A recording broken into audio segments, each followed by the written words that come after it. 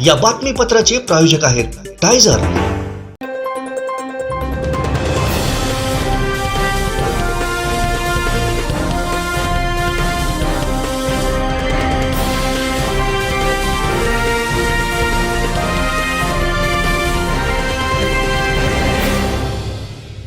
नमस्कार, आपण पाहताय कोकणचा नंबर 1 महा चॅनल कोकण सात लाईव्ह बातमीपत्रात आपलं स्वागत। सुरुवात करूया हेडलाईन्सनं। हेडलाईन्सचे प्रायोजक आहेत टायझर, गो रॉयल विथ ऑक्सफर्ड। इतिहास संघर्षाचा जयघोष शिवछत्रपतींचा, कार्यक्रम नौसेना दिनाचा। कोकणच्या विकासासाठी पीएम मोदींच्या घोषणा आणि नीलम गोरेंनी का सोडले ठाकरेंची साथ। हेडलाईन्सचे प्रायोजक होते टायझर, गो रॉयल विथ ऑक्सफर्ड। आता पाहूया सविस्तर बातम्या। विधान परिषदेच्या उपसभापती नीलम गोरे सिंधुदुर्ग दौऱ्यावर आहेत। सिंधुदुर्ग नगरी इथं घेतलेल्या पत्रकार परिषदेत त्यांनी ठाकरेंची साथ सोडण्याचं कारण सांगितलंय। पाहूयात काय म्हणाल्यात नीलम गोरे। हिंदू हृदय सम्राट बाळासाहेब ठाकरे यांनी ज्या भूमिकेतून 95 ते 99 ही शिवशाहीचं सरकार चालवलं होतं, त्याच्या आधीपासूनच राम जन्मभूमीचा विषय प्रलंबित होता आणि या राम जन्मभूमीच्या विषयामध्ये कायम एक राष्ट्रीयत्व, हिंदुत्व म्हणजे राष्ट्रीयत्व म्हणण्यापेक्षा राष्ट्रीयत्व म्हणजे हिंदुत्व ही भूमिका बाळासाहेब ठाकरे यांची होती। आणि त्या भूमिकेतूनच ज्या ठिकाणी कुठे अशी समाजामध्ये दोन भाग झाले त्यावेळेला बाळासाहेब ठाकरे ठामपणाने बरोबर उभे राहिले होते। त्याखेरीज 370वा कलम मुस्लिम महिलांना संरक्षणाचा कायदा की जो काँग्रेस सरकारने 1986 साली शहाबानोच्या निमित्ताने पोटगीविषयक कायदा त्यांनी बदलला आणि तो कायदा बदलून मुस्लिम महिलांना पोटगीचा अधिकार नाही अशा पद्धतीने शिक्कामोर्तब केलं। मला तर प्रश्न पडतो की काँग्रेस पक्ष हा महिलांकडे आणि मुस्लिम महिलांकडे मतं मागतोच कशी?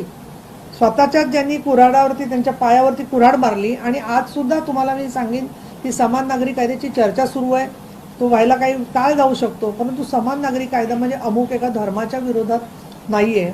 तर जेंडर इक्वॅलिटी, स्त्री पुरुष समानतेच्या भूमिकेतून सर्व धर्मातल्या, सर्व वर्गातल्या, सर्व जातीतल्या महिलांना पोटगी, घटस्फोट, वारसा आणि दत्तक विधान या चारीबद्दल समान पद्धतीने अधिकार असावा असा त्याचा हेतू असावा, अशा प्रकारचे असला पाहिजे असं पत्र मी विधी आणि न्याय हक्क आयोगाला दिलेलं आहे, स्वतः निवेदन दिलेलं आहे। आणि ह्या सगळ्या मुद्द्यांवर मी जेव्हा विचार करायला लागले तेव्हा मला असं नंतर वर्षभरामध्ये तेच सारखं जाणवलं दोन गोष्टी की विचार म्हणून पाहिलं तर शिंदेसाहेब हे बाळासाहेब ठाकरेंचीच भूमिका पुढे नेत आहेत। मोदी साहेबांनी त्यामध्ये न्याय देण्यासाठी प्रयत्न केलेले आहेत, इच्छाशक्ती दाखवलेली आहे, व्यक्त केलेली आहे। आणि दुसरं म्हणजे इतकी लोक जेव्हा पक्ष सोडून जातात, आपल्या कुटुंबातला, आपल्या मित्रपरिवारातला, बघा तुमचा एक सहकारी आला नव्हता तो तुम्ही 5 वेळा मागे वळून बघत होता, आलाय का? पण अशा वेळेला एखादी माणसं नव्हे 20-20 वर्ष काम केलेली लोक निघून जातात। बरं, एक जण गेला, 2 जण गेला, त्या व्यक्तीला आपण दोष देतो। पण ज्या वेळेला 50 आमदार आणि 13 खासदार निघून जातात त्याच्याबद्दल कुठलंही आत्मपरीक्षण नाही, 80% समाजकारण आणि 20% राजकारण नाही, तर 100% राजकारण करून रोज सकाळची चिखलपेक करायची आणि मग बाकीच्या पक्षांनी सुद्धा त्याच पक्षाच्या मागे फरफटत जायचं व्यक्तीच्या पाठीमागे, याचा मला उभं आला होता। एक तर मी उपसभापती पदावर आहे, त्याच्यावर फार राजकीय मी बोलत नाही अलीकडे, परंतु शेवटी आम्हाला पक्षाची भूमिका नसली तरी आम्हाला वैयक्तिक मतं जरूर असतात आणि त्या दृष्टिकोनातून पक्षांतर हा शब्द योग्य नाही आहे। मी आपल्याला म्हणून सांगेन की शिवसेना, मी जेव्हा आमदार झाले 2002ला तेव्हा आमचा शब्द होता डिक्लेरेशनमध्ये शिवसेना, चिन्ह होतं धनुष्यबाण आणि आत्ताही निवडणूक आयोगाने जे दिलेलं आहे शिवसेना आणि धनुष्यबाण, आम्हीच तो पक्ष आहोत ही जी भूमिका आहे। त्यामुळे आम्ही त्या पक्षामध्ये काम करतोय आणि हे काम करत असताना ज्या पदावर मी आहे त्यामध्ये कुठल्याही पक्षाच्या ह्या बाजूने का त्या बाजूने विचार न करता जनतेच्या न्यायाला समोर ठेवून माझं कर्तव्य बजावण्याचं मी काम करते। आणि आपल्याला कल्पना आहेच की महिला प्रश्नावरच्या सामाजिक कामातूनच माझी सुरुवात झालेली आहे आणि त्यामुळे मी हे काम एकनाथ शिंदे साहेबांबरोबर करण्याचा निर्णय घेतला आहे। पण हे काम करत असताना विधान परिषदेचं अधिवेशन यशस्वी व्हावं या दृष्टिकोनातून सर्व पक्षांनी आज सन्माननीय मोदी साहेबांनी जे सांगितलं की विरोध करा पण अधिवेशनांमध्ये विरोधासाठी विरोध करू नका किंवा केवळ अधिवेशनात कामकाज न होऊ देण्यात धन्यता मानू नका, हे त्यांचं आवाहन अगदी योग्य आहे असं मला वाटतं। त्याचा सर्वांनी विचार करायला पाहिजे। आमचे दिवसभरातले सर्व अपडेट्स, ताज्या घडामोडी आणि थेट लाईव्ह पाहण्यासाठी सबस्क्राइब करा, लाईक करा, कोकणचं नंबर 1 महा चॅनल कोकण सात लाईनचं युट्यूब चॅनल. विधान परिषदेच्या उपसभापती नीलम गोरेंनी अलीकडेच ठाकरेंची साथ सोडून सीएम शिंदेंना पाठिंबा दिला. बदललेल्या परिस्थितीवरून सध्या कोकणी माणूस संभ्रमात आहे. याचा परिणाम होणाऱ्या इलेक्शनमध्ये दिसून येईल का, असा प्रश्न पत्रकार परिषदेत कोकणसात लाईव्हच्या संपादक देवयानी वरसकर यांनी विचारला. यावेळी उत्तर देताना काय म्हणालेत नीलम गोरे, पाहूयात. शिवसेनेचे 2 गट झाले, राष्ट्रवादीचे 2 गट झाले. याच्यामध्ये तळागाळातला जो कार्यकर्ता आहे की जो हात देत असतो सगळ्या उमेदवारांना, तो संभ्रमावस्थेत आहे की आज आम्ही दोघे जण एकत्र आहोत, परंतु उद्या आमच्या वरिष्ठांनी काहीतरी वेगळा विचार घेतलाय म्हणून आम्ही दुश्मन झालोय. तर हे अजून तितकंसं कोकणी माणसाच्या मनात रुजलेलं नाहीये. याचा परिणाम ह्या इलेक्शनमध्ये दिसेल का? म्हणजे तुम्ही म्हणता ते बरोबर आहे की संभ्रम म्हणण्यापेक्षा थोडं सामान्य कार्यकर्ता दुःखात असू शकतो. कारण इतकी वर्ष ज्यांच्याबरोबर काम केलं तर त्याच्यामध्ये आपण ती भूमिका घेऊ शकत नाही म्हटल्यावरती त्यांना तणाव असतोय. एखादं जेव्हा मोठी घटना घडते कुटुंबात दुःखाची, तर त्यातून सावरायलाही माणसाला वेळ द्यावा लागतो. आणि म्हणून मी तुमच्यामार्फत आवाहन करीन की जे कार्यकर्ते असे द्विधा मनोवस्थेत असतील तर त्यांनी एक लक्षात घेतलं पाहिजे की भगवद्गीतेत जे सांगितलेलं आहे की जे गेलेले आहेत आपल्या आयुष्यातून त्यांचा तुम्ही विचार करू नका. आपण आपलं कर्म जे आहे, आपलं जे कार्य आहे राजकीय, त्याचा विचार करा. कारण दुःखाला काही अर्थ नाही. बरेचसे लोक मला असे माहिती आहेत की आपण जाताना आपल्या अंगावर शिवसेनेची बाळासाहेबांची शाल पडली पाहिजे, हा सुद्धा विचार करून थांबणारे लोक आहेत. मी एबीपीवर बोलले होते की मी सुद्धा प्रचंड तणावातून गेले या सगळ्या परिस्थितीमध्ये. तर शेवटी असं आहे की आपल्याला तत्व काय होती बाळासाहेब ठाकरेंची, त्या तत्वाच्या नुसार कोण चालते हा विचार केला तर त्यांना स्पष्ट होईल. साधी गोष्ट आहे की जे आमचे एनडीएचे उमेदवार सोडून कोणालाही मतदान करतील तर तिथे जाऊन ते संपूर्णपणाने राष्ट्रीय भूमिकेच्या विरोधात पंक्तीला जाऊन बसणार असतील तर त्याला काही अर्थच नाही आहे ना. फरफटच चाललेले आहेत कुठेतरी. शेवटी जेव्हा लक्षात येईल की आपण कुठे गेलो त्यावेळेला परत फिरण्यासाठी रस्ता राहिलेला नसेल. ह्या सगळ्या गोष्टी आम्हाला जे दिसत आहेत ते एखादेच त्यांच्या काही कारणं असतील, डोळ्यावर झापड आली असेल, चकवा झाला असेल, असं काही असू शकतं. आमचे दिवसभरातले सर्व अपडेट्स, ताज्या घडामोडी आणि थेट लाईव्ह पाहण्यासाठी सबस्क्राईब करा, लाईक करा कोकणचं नंबर 1 महा चॅनल कोकण सात लाईनचं युट्यूब चॅनल. सिंधुदुर्गच्या आरोग्याच्या उडालेल्या बोजवाऱ्याचा कोकणसात लाईव्हनं पोस्टमार्टम केलं. याबाबत विधान परिषदेच्या उपसभापती नीलम गोरे यांचंही लक्ष वेधण्यात आलं. त्यांनी याबाबत आरोग्यमंत्र्यांचं लक्ष वेधणार असल्याचं आश्वासन दिलंय. आता आज माननीय मुख्यमंत्री येणार आहेत. माझी आता परत अधिवेशनामध्ये देवेंद्रजी फडणवीस आणि स्वतः मुख्यमंत्री अजितदादा पवार सगळ्यांशीच भेट होतेच. म्हणजे तर आजच्या याच्यात जे काही मुद्दे पत्रकारांकडून आणि कार्यकर्त्यांकडून माझ्यासमोर येतील त्याचा पाठपुरावा मी स्वतः अधिवेशनात करून काय त्याच्यात अडचणी आहेत त्याची संबंधित मंत्र्यांना नक्की विचारणा करून लक्ष घालते. मेडिकल कॉलेज येणं ही आमच्या जिल्ह्यासाठी घोषणावह गोष्ट आहे. परंतु मेडिकल कॉलेज आल्यामुळे जे सिव्हिल हॉस्पिटल की जे सर्वसामान्य रुग्णांच्या सोयीसाठी होतं ते पूर्णपणे कोलॅप्स होऊ लागलेले आहे. कारण सगळं मेडिकल कॉलेजच्या ताब्यात गेलेलं आहे आणि त्यामुळे जी काही रुग्णांची अवहेलना होते तर त्याचं जे काही हे आहे ते कुठेतरी, कारण ते वेगळ्या स्वरूपामध्ये फार ट्विस्ट करून लोकांसमोर यायला लागले. जे मेन आहे ते राहिले बाजूला आणि जो मुद्दा आहे त्याच्याकडे कोणीच लक्ष देत नाहीये. त्यामुळे मेडिकल कॉलेज येणं ही चांगली गोष्ट की वाईट गोष्ट असा आता प्रश्न निर्माण झाला. खरं सांगायचं तर 2 वेगवेगळी डिपार्टमेंट्स आहेत. म्हणजे मेडिकल कॉलेजचं जे आहे ते उच्च वैद्यकीय शिक्षणाचं आहे आणि हे आरोग्य विभागाचं आहे. तर डॉक्टर तानाजी सावंत यांच्याशी मी बोलते आणि लोकांशी बोलून ते त्यांना इथे भेट त्यांची झाली नसेल तर भेट द्यायला सांगते, जेणेकरून त्याला ते चालना देऊ शकतील. ते आरोग्य शिबिरांनाही खूप काम करतायत. तर असं झालं असेल तर त्याची नक्कीच गंभीर गोष्ट आहे. त्यांच्यासमोर मांडण्याची जी पद्धत आहे ना जरा चुकीची आहे. त्यामुळे त्यांच्या दृष्टीनं विचार केला तर आमच्या पत्रकारांचं पण तेच मत आहे की त्याच्यामधून चांगलं तरी कोणतरी ठीक आहे. माझे सुद्धा उच्च शिक्षण वैद्यकीय शिक्षण विभागात खूप उच्चस्तरीय संपर्क आहेत. तर मी ते चेक करते आणि बोलते. पण आता काय आम्ही बोलायचं, आमच्या ससूनच्याच हॉस्पिटलच्या डीनचा एवढा गोंधळ चाललाय तर त्याच्यामध्ये कुठल्या डीनकडे बघायचं या सगळ्या गोष्टी हा प्रश्न झालाय तयार. पण मी नक्की लक्ष घालते.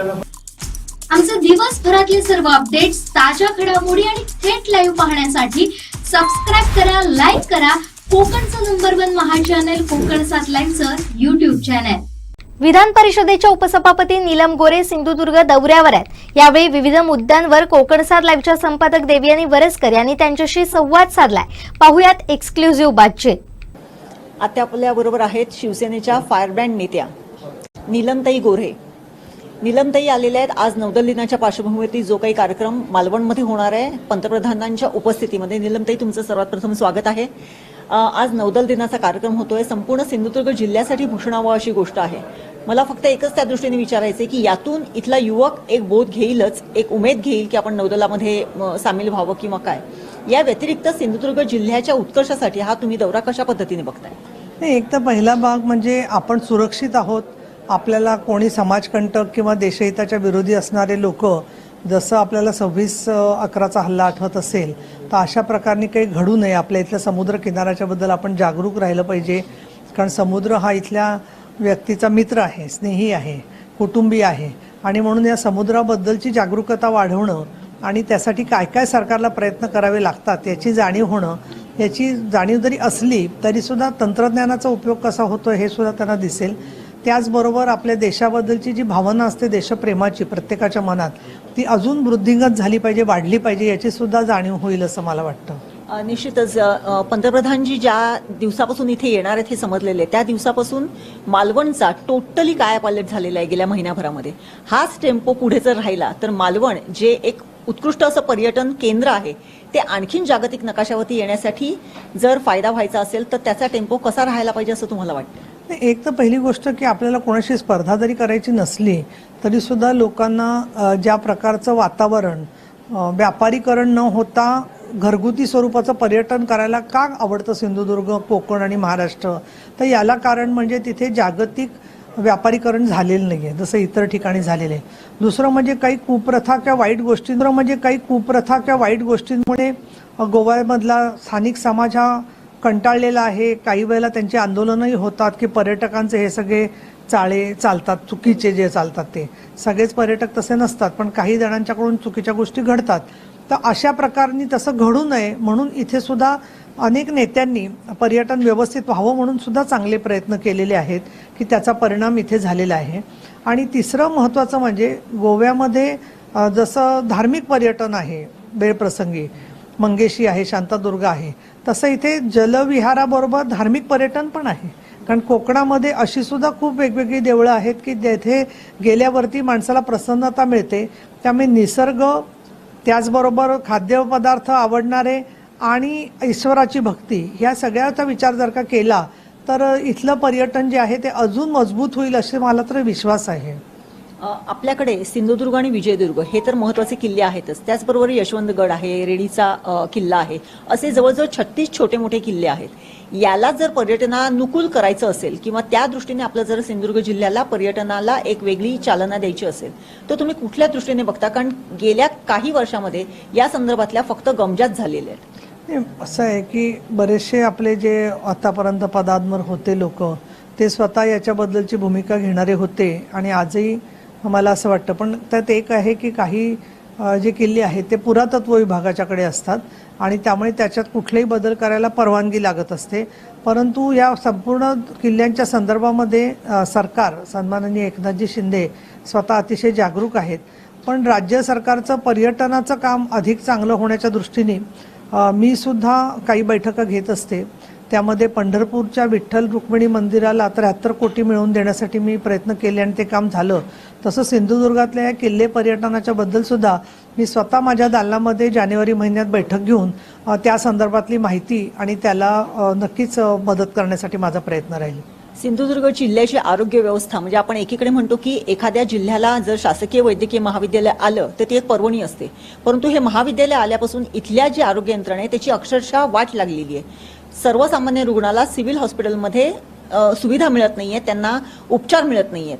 आणि हे केवळ 2 जर संस्थांमधल्या काही तात्विक ह्याच्यामुळे जर होत असेल तर ते कितपत उपकारक आहे आणि या संदर्भामध्ये आपण काय सांगू इच्छितो? या संदर्भात मी आमचे जे मंत्री महोदय आहेत, पालकमंत्री रवींद्र चव्हाण त्यांच्याशी, डॉक्टर तानाजी सावंत यांच्याशी आणि उच्च आणि वैद्यकीय शिक्षणाचे मंत्री महोदय आहेत, तिघांच्याही बोलीन चर्चा करीन अधिवेशनामध्ये आणि त्यातून काय चांगला मार्ग काढता येईल आणि कशा प्रकारे इथली आरोग्य सेवा सुधारेल यासाठी म्हणून माझं सहकार्य राहील. एक महिला आहात आपण, पहिल्यापासून तुम्हाला टीव्हीवरती बघत आलेल्या आहेत सिंधुदुर्ग जिल्ह्यातल्या महिला. आपल्या सिंधुदुर्ग जिल्ह्यामध्ये महिलांचा टक्का खूप जास्ती आहे. निवडणुकीसाठी सुद्धा याच महिलांचा हात इथल्या उमेदवारांना मिळत असतो. एकूणच भवितव्याच्या दृष्टीने इथल्या महिलांना कशा प्रकारचं तुम्ही पुढचं विजन इथल्या महिलांसाठी बघताय? मला असं वाटतं की सन्माननीय मुख्यमंत्री एकनाथ शिंदे यांनी घोषणा केलेली आहे की समान अधिकार आणि समान संधी ह्याचा वापर या ठिकाणी जे उमेदवार उभे राहतील ते किती करतायत हे त्यांनी तपासून जर का पाहिलं तर मला असं वाटतं की मी उत्तर देण्याचीच गरज भासणार नाही. नक्कीच. धन्यवाद मॅडम. या होत्या नीलमताई गोऱ्हे. त्यांनी अत्यंत समर्पक अशी उत्तर दिलेली आहेत. निश्चितच सिंधुदुर्ग जिल्ह्यातल्या महिलांना पुढचा काळ खूप सुविधेचा असेल अशी आपण आशा करूया. आमचे दिवसभरातले सर्व अपडेट्स, ताज्या घडामोडी आणि थेट लाईव्ह पाहण्यासाठी सबस्क्राईब करा, लाईक करा कोकणचं नंबर 1 महा चॅनल कोकण 7 लाईव्हचं युट्यूब चॅनल. आनंदोत्सव 2023 प्रदर्शन आणि खरेदी 28, 29, 30 डिसेंबर 2023. वेळ दुपारी 3 ते रात्री 9 पर्यंत. स्थळ RPD high school, Sawantwadi, Sindhudurg. Stall booking साठी संपर्क 9067 92 77 62. शिवसेना पक्षप्रमुख उद्धव ठाकरे यांच्या विचारानं आम्ही प्रेरित झालो. या पक्षात सर्व धर्म समभावाची वागणूक दिली जाते. त्याकरिता आम्ही उठाबा शिवसेनेत प्रवेश करतोय असं उंबरडेतील युवा नेते रज्जब रमदुल यांनी सांगितलंय. काय म्हणालेत रमदुल पाहूयात. खऱ्या अर्थानं आज महाराष्ट्राचे माजी मुख्यमंत्री शिवसेनेचे पक्षप्रमुख उद्धवजी ठाकरे साहेब यांच्या आशीर्वादाने युवासेना प्रमुख आदित्यजी ठाकरे यांच्या आशीर्वादाने कोकणचे लोकप्रिय खासदार विनायकजी राऊत साहेब यांच्या नेतृत्वाखाली आमचा जाहीर शिवसेनेमध्ये प्रवेश झाला असं मी या ठिकाणी जाहीर करतो. आणि प्रथमच हा मंच शिवसेनेचा आहे आणि प्रथमच या ठिकाणी आज व्यासपीठावरती आहे. काही चुकलं तर आपण सांभाळून घ्या, मी क्षमा मागतो. या ठिकाणी या मान्यवरांच्या उपस्थितीमध्ये आज आमचा प्रवेश झालेला आहे. भारतीय जनता पार्टीमध्ये सत्ताधारी पक्षाचा मी तालुका अध्यक्ष अल्पसंख्याक सेल विभागाचा म्हणून गेले अनेक वर्ष काम करत होतो. साहेब, आमची राजकीय वाटचाल 2008 पासून झाली. कॉलेज जीवनामधूनच आमचा या ठिकाणी राजकीय प्रवास सुरू झाला. गेले अनेक वर्ष सतीश सावंत साहेब यांच्या मार्गदर्शनाखाली सुद्धा आम्ही काम केलं. मी आपणास मनापासून धन्यवाद देतो की तो आजचा क्षण आहे, अतिशय आनंदाचा क्षण आहे. संपूर्ण माझे तमाम स्नेही आज पूर्ण मन परिवर्तन करून शिवसेनेच्या परिवारामध्ये आलेले आहेत आणि आपण मोठ्या मनाने आमचा प्रवेश या ठिकाणी केला, स्वीकारला. त्याबद्दल पुन्हा एकदा आपल्या मनापासून आम्ही आभार व्यक्त करतो. या ठिकाणी हा जनतेचा निर्णय आहे, जनतेचा कौल आहे. मतदारांनी सांगितलं की आपल्याला परिवर्तन केलं पाहिजे.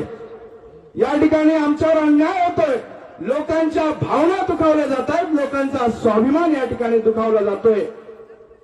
साहेब, एक वेळ उपाशी राहू, एक वेळ आम्हाला अन्न नसलं तरी चालेल, मात्र अपमान सहन होणार नाही ही बाळासाहेबांची शिकवण घेऊन आम्ही शिवसेनेचा झेंडा या ठिकाणी आज हातामध्ये घेत आहोत.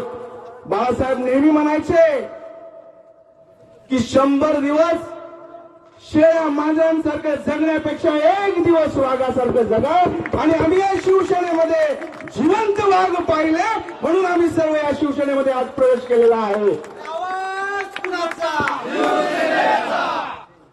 या सर्व गोष्टींना आम्ही बाजूला करून, त्याग करून आज माझे सर्व समाज बांधव, माझे सर्व सहकारी, या जनतेचा निर्णय आम्ही घेऊन उद्धवजी बाळासाहेब ठाकरे यांच्या पक्षामध्ये आज प्रवेश करण्याचं आम्ही निश्चित केलं.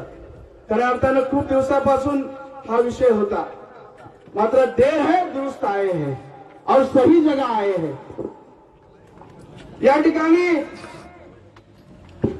सर्व शिवसैनिकांना उद्धवजी ठाकरे यांचं नेतृत्व माहीत आहे, बाळासाहेबांचं प्रेम माहीत आहे, मातोश्रीचं प्रेम माहीत आहे. मात्र संपूर्ण महाराष्ट्राला जेव्हा उद्धवजी ठाकरे महाविकास आघाडीच्या माध्यमातून महाराष्ट्राच्या तख्तावर बसला, संपूर्ण महाराष्ट्राने पाहिलं उद्धवजींचं नेतृत्व काय आहे, उद्धवजींच्या नेतृत्वामध्ये काय क्षमता आहे, काय ताकद आहे, त्यांचे निर्णय घेण्याची क्षमता, संयम, धैर्य या महाराष्ट्राने पाहिलं आणि त्याला आम्ही प्रेरित होऊन उद्धवजींचं आम्ही या ठिकाणी नेतृत्व स्वीकारलेलं आहे. उद्धवजींना महाराष्ट्राचा मुख्यमंत्री बसल्यानंतर आम्हा सर्वांना आनंद झाला. बाळासाहेबांचे सुपुत्र, बाळासाहेबांचे वारसदार, ज्यांनी मराठी बाणा, मराठी माणूस जगला पाहिजे, मराठी माणसाच्या न्याय हक्कासाठी शिवसेनेची स्थापना केली आणि त्याच मराठी बांधवांनी उद्धवजींना मुख्यमंत्रीपदी बसवलं आणि त्यानंतर आसमानी संकट, सुलतानी संकट यांची सुरुवात झाली. साहेब मुख्यमंत्री पदावर बसले, करोनाचा काळ आला, लोकांचे हाल सुरू झाले. साहेबांनी करोनामध्ये अशा पद्धतीनं लोकांना सांभाळलं जसं एखादा घरचा कर्ता प्रमुख जसं आपलं घर सांभाळतो त्या पद्धतीने उद्धवजीने संपूर्ण महाराष्ट्र सांभाळला आणि त्यामुळे पक्षप्रमुख माननीय उद्धवजी ठाकरे हे माजी मुख्यमंत्री तर झाले, मात्र लोकांच्या मनामध्ये महाराष्ट्राचे कुटुंब प्रमुख म्हणून झाले. हा लोकांनी लकब दिला, लोकांनी पदवी बहाल केली की महाराष्ट्राचा कुटुंब प्रमुख म्हणून उद्धवजी ठाकरे यांचा स्वीकार केला. करोनाचं संकट आलं, साहेबांनी वेळोवेळी मदत केली. साहेबांचा आजार आला, संपूर्ण महाराष्ट्राने पाहिला. साहेबांचा पक्ष फोडला गेला, जसा एका आईच्या हातून एखाद्या मुलाला आपण हिसकावून घेतो आणि ज्या आईचा जीव कासा वीस होतो, याप्रमाणे त्यांची स्थिती झाली. मात्र या सर्व संकटाला सामोरं जाणारा हा बाळासाहेबांचा राग कधीही झुकला नाही. हे उभ्या महाराष्ट्राने पाहिलं, आम्हीही पाहिलं. म्हणूनच हा सर्व अल्पसंख्याक समाज या ठिकाणी उद्धवजींच्या नेतृत्वाखाली, खासदार साहेबांच्या नेतृत्वाखाली आज शिवसेनेमध्ये जाहीर प्रवेश करतोय. याचा आम्हाला आज आनंद आहे. आणि साहेबांची भूमिका, साहेबांचं हिंदुत्व, सर्व धर्म समभाव, सर्वांना घेऊन समोर जाऊया, सर्वांना सोबत घेऊन महाराष्ट्राचा विकास करूया, असं हे नेतृत्व आज आम्ही या ठिकाणी मान्य केलेलं आहे. आम्हाला कोणावरही टीका करायची नाहीये. आम्ही शिवसेनेतून पुढे वाटचाल करू आणि पुन्हा एकदा महाराष्ट्रामध्ये शिवसेनेचा भगवा लागण्यासाठी आमचा खारीचा वाटा या ठिकाणी असेल.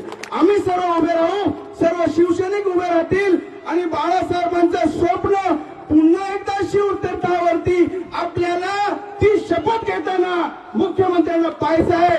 मी उद्धव बाळासाहेब ठाकरे महाराष्ट्र राज्याचा मुख्यमंत्री म्हणून शपथ घेतो की ही पुन्हा आम्हाला बघायचं आहे. या ठिकाणी हे सर्वांचं स्वप्न आहे. बाळासाहेबांचे चिरंजीव सत्तेवरून उतरले हे सगळ्या मराठी बांधवांना रुचलेलं नाही, हे सर्व मनामध्ये आहे. आणि मराठी बांधव ज्या वेळेला पेटून उठतील त्यावेळी पुन्हा एकदा सन्मानाने महाराष्ट्र विधान भवनावरती पहिला महाराष्ट्राचा शिवसेनेचा झेंडा लागेल. या दृष्टीने या ठिकाणी आम्ही सुद्धा आमचा खारीचा वाटा त्याच्यामध्ये देऊ. तरुणांचे प्रश्न आहेत, बेरोजगारीचे प्रश्न आहेत. आज याच्यावरती मी बोलणार नाही. एकाच व्यासपीठावरती एकाच वेळी अनेक भूमिका या ठिकाणी मांडता येणार नाहीत. मात्र आम्ही मनापासून हे नेतृत्व स्वीकारलेलं आहे. आपल्या माध्यमातून आमच्या समाजाला, अल्पसंख्याक समाजाला न्याय मिळेल, आपण आमच्या समाजाला पुढे घेऊन जाल, ही आम्ही साधी अपेक्षा ठेवून या ठिकाणी आम्ही आलेलो आहे. कोणतीही आमची अट नाही.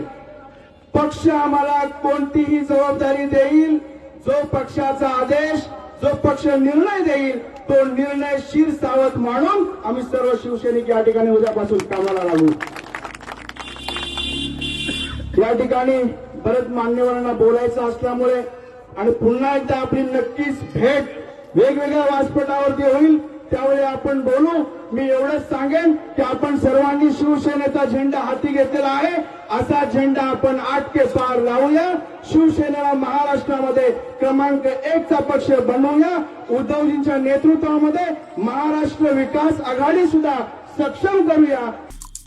आमचे दिवसभरातले सर्व अपडेट्स, ताज्या घडामोडी आणि थेट लाईव्ह पाहण्यासाठी सबस्क्राईब करा, लाईक करा, कोकणचं नंबर 1 महा चॅनल कोकण 7 लाईनचं YouTube चॅनल.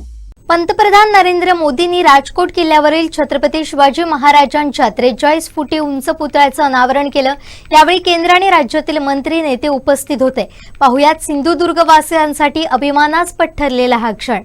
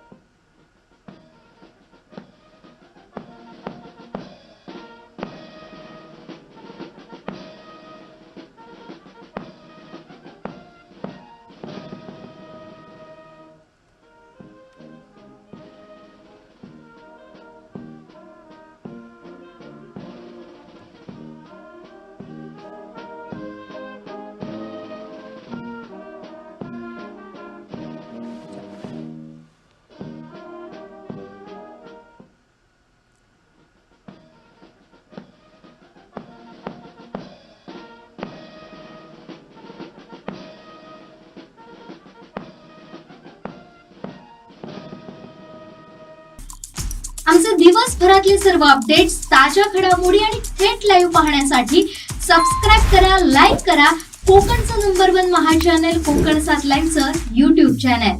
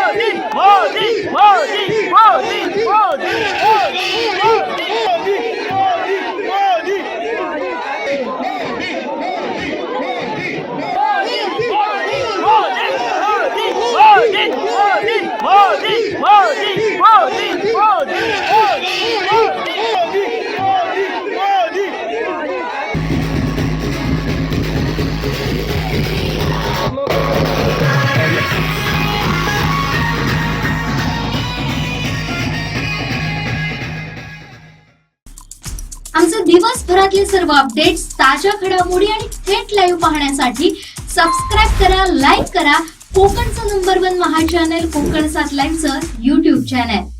पंतप्रधान नरेंद्र मोदी सिंधुदुर्गातील नेव्ही डे साठी उपस्थित राहिले. केंद्रीय मंत्री नारायण राणे यांनी पीएम मोदींसमोर मराठीत भाषण केलं. पाहूया. 1664 में जो किला बांधा वो किले पर आकर नया जो राजकोट में महाराज का छत्रपति शिवाजी महाराज का पुतला लगा है उनका अनावरण किया और उसके बाद में हम ये तारकर्ली में आए हैं.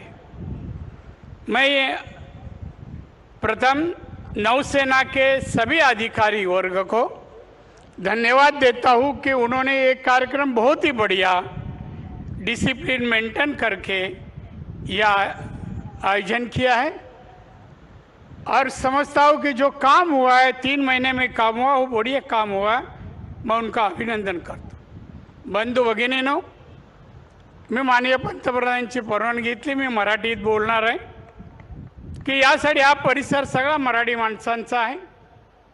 1664 साली या किल्ल्याच्या जागी छत्रपती शिवाजी महाराज आले. त्यांनी हा परिसर पाहिला आणि त्यांना वाटला सुरक्षित परिसर आहे किल्ल्यासाठी आणि मग त्यांनी या ठिकाणी हिरोजी इंदुलकरांना हा किल्ला बांधायला सांगितला आणि त्याप्रमाणे हा किल्ला बनलेला आहे. आपण पाहता त्याप्रमाणे रायगडी किल्ला इंदुलकरांना बांधायचा तोही बनला. अनेक किल्ले त्यांनी वास्तू त्यांनी बांधल्या. रायगड किल्ला झाल्यानंतर तिथल्या सर्व व्यवस्था पाहिल्यानंतर माननीय छत्रपती शिवाजी महाराज हिरोजी इंदुलकरांना म्हणाले, बोलवलं त्यांनी, म्हणाले हिरोजी तुम्ही फारच सुंदर काम केलंय, किल्ला चांगला बांधलाय, तुम्हाला काय हवंय, मी काय देऊ. आजचा काळ असता तर कोणी आमदारकी खासदारकी काय काय मागितलं असतं, पण त्यावेळेला हिरोजी म्हणाले साहेब मला काही नको आहे, काही नको आहे. परत महाराज म्हणाले हिरोजी काय पाहिजे सांगा. मग हिरोजी म्हणाले साहेब मला मंदिरा जरेश्वर मंदिराच्या पायथ्याशी या स्टेप पायऱ्या आहेत, तिथल्या शेवटच्या पायरीवर माझं नाव लिहिण्याची मला परवानगी द्या, मला तुमच्या पायाशी असू द्या, पायाशी असू द्या. त्यावेळचे मावळे, त्यावेळचे सर्व सहकारी शिवाजी महाराजांचे काय निष्ठा, काय प्रेम होतं याचा प्रत्यय आणून देणारा हा प्रसंग आहे. हा किल्ला उभा राहिला आणि महाराज आपल्याला शिस्त आणि निष्ठा आणि प्रेम हे देशासाठी समाजासाठी कसं द्यावं याचा प्रतीक आहे. माननीय पंतप्रधान 4 राज्याच्या निवडणुका देशात होत्या, 3 राज्याच्या निवडणुका जिंकून ते आज आपल्या मालवणमध्ये आलेले आहेत छत्रपती शिवाजी महाराजांच्या पुतळ्याचं अनावरण करायला. मी आपल्या सर्वांच्या वतीने त्यांचं अभिनंदन करीन, खूप खूप अभिनंदन करीन. आम्हाला प्राऊड आहे, घमेंड आहे आमच्या पंतप्रधानाबद्दल. जिथे जातील तिथे यश घेऊन येतील असा त्यांचा पायगुण आहे. आणि म्हणूनच त्यांनी काल जो विजय मिळवला ते आत्तापर्यंतचे विजय, आत्तापर्यंतचं 9 वर्षाचं त्यांचं काम त्यांनी या देशातील जनतेला दाखवून दिलं. हा भारत देश एक आत्मनिर्भर बनावा, महासत्ता बनावा म्हणून त्यांचे प्रयत्न आहेत. याला तुम्ही सर्वांनी आशीर्वाद द्यावे, सहकार्य करावं ही माझी तुम्हाला विनंती आहे. साहेब बोलणार आहेत, मी जास्त वेळ घेणार नाही, पण त्यांनी ते ज्या प्रकारे काम करतायत, मेहनत करतायत, कष्ट घेत आहेत, पाहता त्यांना दीर्घ आयुष्य आणि उत्तम आरोग्य आमच्या रामेश्वराने महादेवाने द्यावं अशी मी प्रार्थना करतो आणि रजा घेतो. जय हिंद, जय महाराष्ट्र. आमचे दिवसभरातले सर्व अपडेट्स, ताज्या घडामोडी आणि थेट लाईव्ह पाहण्यासाठी सबस्क्राईब करा, लाईक करा कोकणचं नंबर 1 महा चॅनल कोकण 7 लाईव्हचं YouTube चॅनल. नौदलाच्या सोहळ्याला मुख्यमंत्री एकनाथ शिंदे यांची उपस्थिती होती. या मंचावरून एकनाथ शिंदेंनी पंतप्रधान नरेंद्र मोदींवर कौतुकाचा वर्षाव केलाय. पाहुयात. शिवपराक्रमानं पावन झालेल्या या भूमीमध्ये मी आज देशाचे प्रधानमंत्री नरेंद्र मोदीजींचं या महाराष्ट्राच्या 12.5-13 कोटी जनतेच्या वतीने मनापासून स्वागत करतो. त्यांचं मनापासून मी अभिनंदन करतो. आज इस नौसेना दिवस के अवसर पर मैं हमारे भारतीय नौसेना के सभी अधिकारी और नौसैनिक भाई बहनों को हृदय से शुभकामनाएं भी देता हूं और आदरणीय प्रधानमंत्री जी का अभिनंदन इसलिए भी करता हूं कि कल ही राजस्थान, मध्य प्रदेश और छत्तीसगढ़ में फिर एक बार मोदी मैजिक सभी लोगों ने देखी है और इस ऐतिहासिक विजय के लिए मैं प्रधानमंत्री जी का तहे दिल से अभिनंदन भी करना चाहता हूं. इस देश में नेवी का कार्यक्रम है, फिर भी जो कल विजय हासिल हुई है, इससे हमें खुशी है। और इसलिए इस देश में गारंटी का दूसरा नाम नरेंद्र मोदी जी है। ये देशवासियों ने साबित करके दिखाया है। देश के जनता के दिलों को जोड़ने वाले हमारे प्रधानमंत्री जी इस महाराष्ट्र की धरती पे आए हैं, इसलिए हमें गर्व है, अभिमान है और आनंद भी है। पहले कहते थे हर घर मोदी, पर अब कहते हैं मन मन मोदी। ये भी हमारे लिए बहुत बड़ी खुशी की बात है। और इसलिए मैं यही कहूँगा कि आज यहाँ पर सागर की लहरें हम देख रहे हैं और कल पूरे देशवासियों ने भी मोदी नाम के लहर को भी देख लिया है। ये भी खुशी की बात है। और इसलिए मैं इतना ही कहूँगा कि मोदी जी ने हमारे देश का नाम पूरी दुनिया में जितने सम्मान के साथ आज लोग ले रहे हैं, देश का नाम दुनिया में रोशन करने का काम, देश की अर्थव्यवस्था को नई ऊंचाई पर ले जाने का काम ये हमारे प्रधानमंत्री जी ने किया है। इसलिए हमें खुशी है। और हम इसलिए भी खुश है कि आज महाराष्ट्र में आज केंद्र और राज्य के दोनों के सहयोग से इस राज्य का भी विकास हो रहा है। ये राज्य को भी सर्वांगीण विकास की ओर ले जाने में भी हमें केंद्र सरकार और मोदी जी की साथ है। और इसलिए भी मैं आपको धन्यवाद देना चाहता हूं। और आज नौसेना दिन के इस भव्य दिव्य समारोह में कुछ पहले ही आदरणीय प्रधानमंत्री जी ने छत्रपति शिवाजी महाराज जो हिंदवी स्वराज के संस्थापक, उनके प्रतिमा का भव्य दिव्य स्वरूप में जो प्रतिमा वहाँ खड़ी है उसका अनावरण किया है, शुभारंभ किया है। ये भी हमारे लिए गौरव की बात है।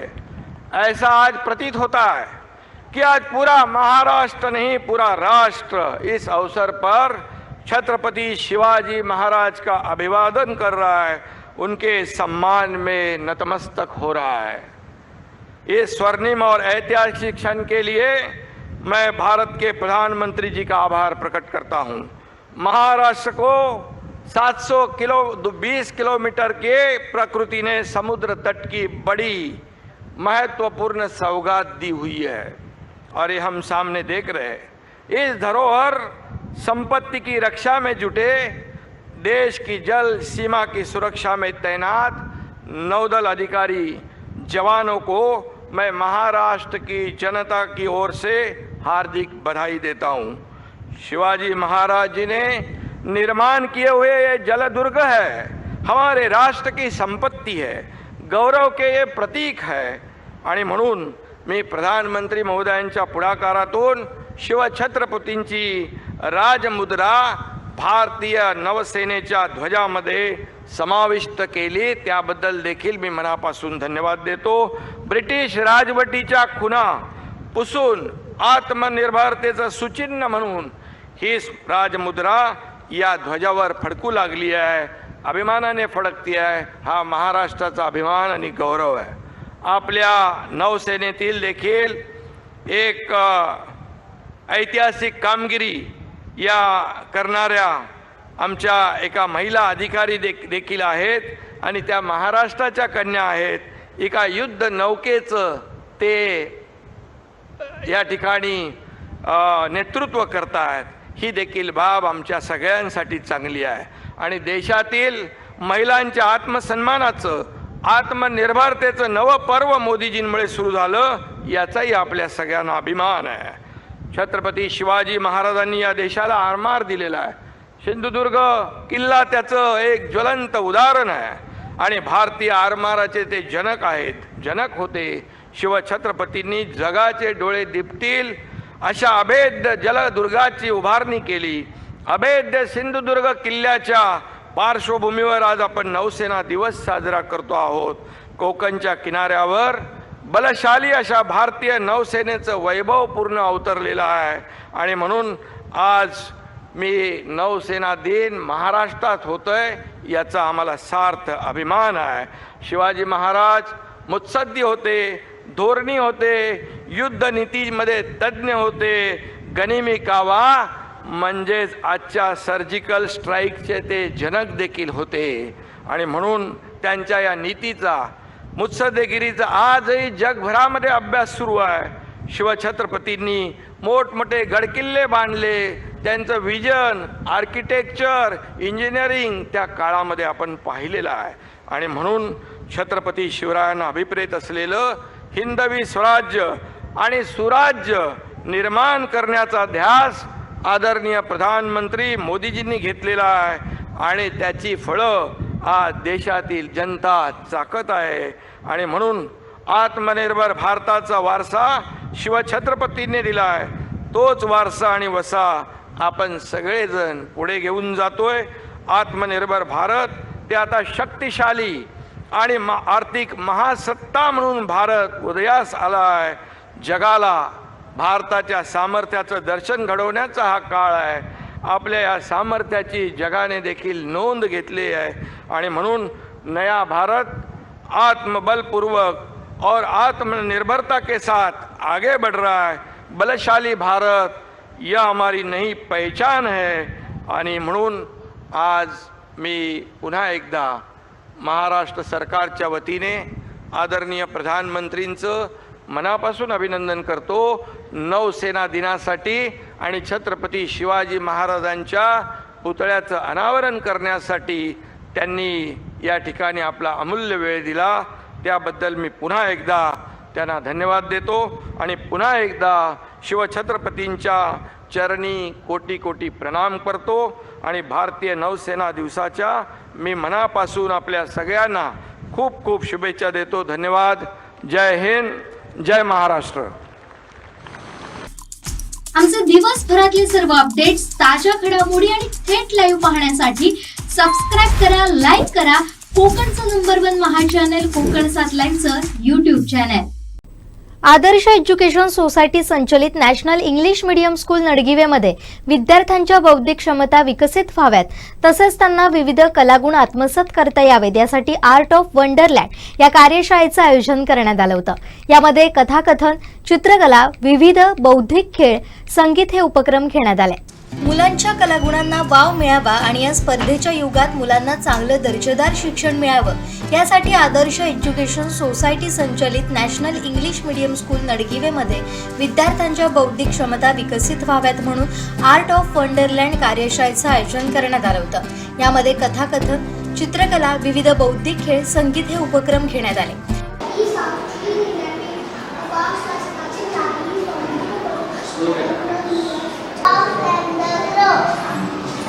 One kangaroo was sleeping on the flat shuffling. She had a piece of in her beak. The fox comes passing by. The fox was passing by. He said to the crow, and the crow, "You have such a sweet voice. Can you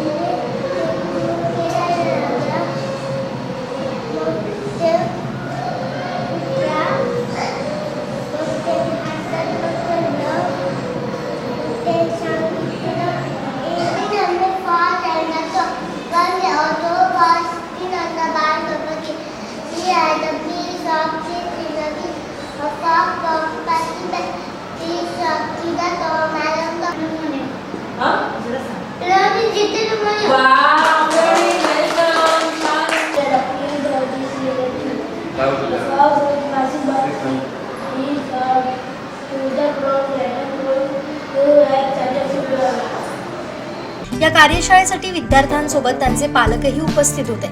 विद्यार्थ्यांसोबत पालकांनीही या कार्यशाळेला उत्स्फूर्त प्रतिसाद दिला.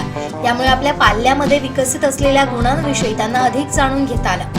या कार्यशाळेचं नियोजन शाळेतील शिक्षक, शिक्षकेतर कर्मचारी यांनी केलं होतं. ही कार्यशाळा शाळेच्या CEO नीता शुक्ला आणि मुख्याध्यापक कौस्तुभ देसाई यांच्या मार्गदर्शनाखाली पार पडली। त्यामध्ये कथाकथन या उपक्रमात केजी शिक्षिका भक्ती पाटील, श्वेता आलते, तृप्ती साठवेलकर यांनी नाट्य रूपात कथेचं सादरीकरण केलं।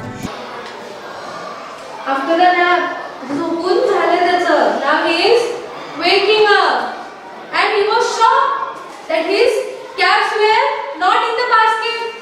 Only some caps are there. Where do the all caps went? He searched the caps for everywhere. Oh no! Oh my God! What happened to you?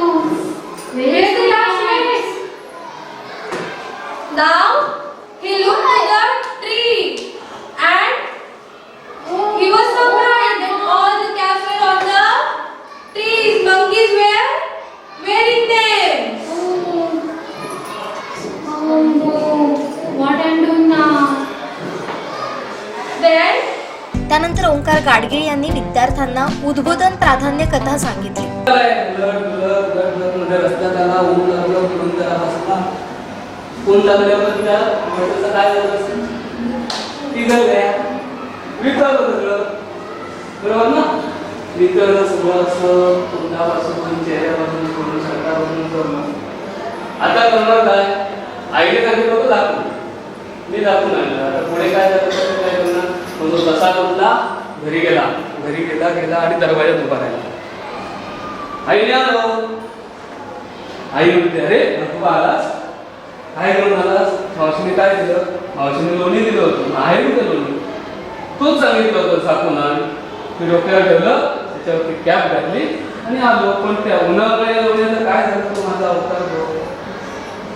चित्रकला उपक्रमाचं आयोजन कला शिक्षक योगेश शेराम यांनी केलं होतं।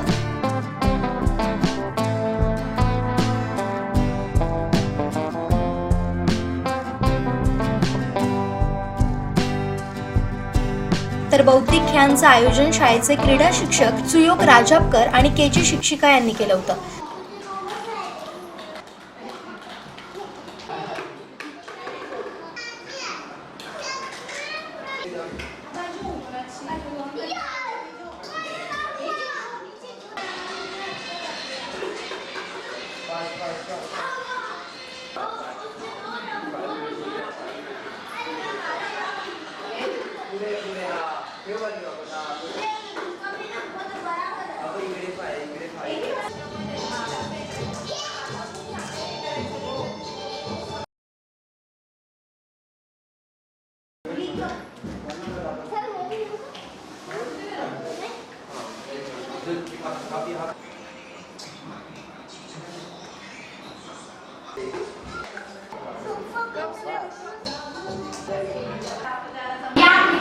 संगीत उपक्रमाचं आयोजन शाळेच्या संगीत शिक्षक हेमंत तेली आणि सहाय्यक शिक्षिका सोनाली पाटील यांनी केलं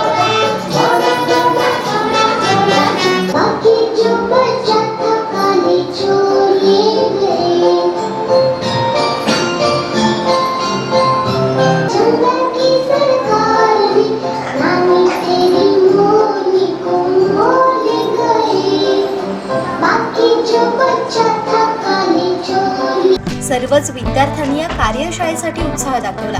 पालकांनी या उपक्रमाचं कौतुक केलं। विद्यार्थ्यांच्या कलागुणांना वाव देण्यासाठी घेण्यात आलेला उपक्रम अत्यंत स्तुत्य ठरला।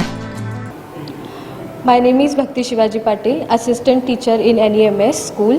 So today we have celebrated Art of Wonderland Day in our school, and where the children have experienced lot of fun through the activities, games, and music, storytelling. Also we have taken the storytelling through students. Students were able to explore their potential and were able to speak in front of all the guests here. So we were glad to see the happiness, and it was very fulfilling to see the children's joy. And once again I wish you happy Children's Day to all. Hello everyone. अद्य अस्मिन् विद्यालये आयोजितः उपक्रमः अतीव उत्तमः अस्ति। अस्मिन् कार्यक्रमे नियोजनः अतीव सुन्दरः अस्ति। अस्मिन् कार्यक्रमे कथा कथयितुम् अवसरः प्राप्तः, अतः अस्मिन् कार्यक्रमे बालकाः अतीव आनन्दिताः, तथा आयोजकस्य अहं धन्यवादं कुर्वन्तु। नमस्कार, मैं नेशनल इंग्लिश मीडियम स्कूल की बहुत आभारी हूँ कि स्कूल ने ऐसे कार्यक्रम का आयोजन किया है जिसमें बच्चों का स्किल डेवलप होता है और उनको स्टडी के साथ साथ स्पोर्ट, म्यूज़िक और अलग अलग गेम्स में पार्टिसिपेट करके बच्चों का जो स्किल है वो बाहर लाते हैं और उनको डेवलप भी करते हैं। उन बच्चों का कॉन्फिडेंस भी बहुत अच्छे से बढ़ता है। इसमें वो सिर्फ बच्चों को खेलते नहीं हैं, इसमें वो बच्चों के साथ खेलते हैं, जैसे कि बच्चों को सिखाते हैं कि ऐसे खेला जाता है। वो बहुत इम्पोर्टेंट है और मैं बहुत खुशी है इस बात की। मैंने इस कार्यक्रम को बहुत अच्छे से एंजॉय किया है। Thanks for giving us motivation और हमारे बच्चों को इतना मोटिवेट करने के लिए thank you so much. Namaskar.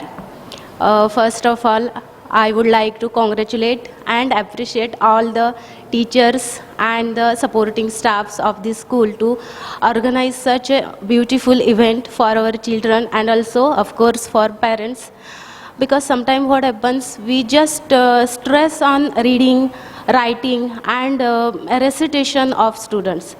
But motor skill, development of motor skill is very much important in the primary school level because whenever जेव्हा कधी मुलांचं जे मोटर स्किल्स आहेत ते डेव्हलप होतील तेव्हाच मुलं पुढे जाऊन प्रायमरीला किंवा त्याच्या पुढच्या हायर एज्युकेशनला ते स्किल जे आहे ते महत्त्वाचं ठरतं। काही वेळा आपण बघतो की शिक्षकांनी रीडिंग किंवा रायटिंग दिलं नाही म्हणून पॅरेंट्स तक्रार करतात, कंप्लेंट करतात की मुलांना होमवर्क दिला नाही। पण खरं तर ह्या ज्या शाळेतून ॲक्टिव्हिटीज होत असतात त्या त्यांच्या फ्युचरसाठी जास्त गरजेच्या असतात। यातून मुलांचं कॉन्सन्ट्रेशन, त्यानंतर त्यांचा कॉन्फिडन्स ह्या गोष्टी वाढत असतात आणि म्हणून मला खूप कौतुक वाटतं की मी माझ्या मुलीसाठी अशा ॲक्टिव्हिटीज घेणारं स्कूल निवडलं आहे। कारण बऱ्याच वेळा मलाही स्ट्रेस होता की मुलीसाठी अशी शाळा निवडावी की जिथे फक्त एक ॲपलचं स्पेलिंग दिलं, write on 10 lines, apple apple apple apple, मुलांना माहिती नसतं की आपण काय लिहितो आहे। पण मी खूप खुश आहे की माझ्या मुलीसाठी एक अशा स्कूलची मी निवड केली आहे जिथे फक्त रेसिटेशन, फक्त पाठांतरावर भर दिला जात नाही आहे, तर तिच्या इतर ज्या डेव्हलपमेंट्स आहेत, मोटर स्किल्स आहेत त्यावर देखील शाळेमध्ये चांगल्या प्रकारे काम केलं जातं आहे।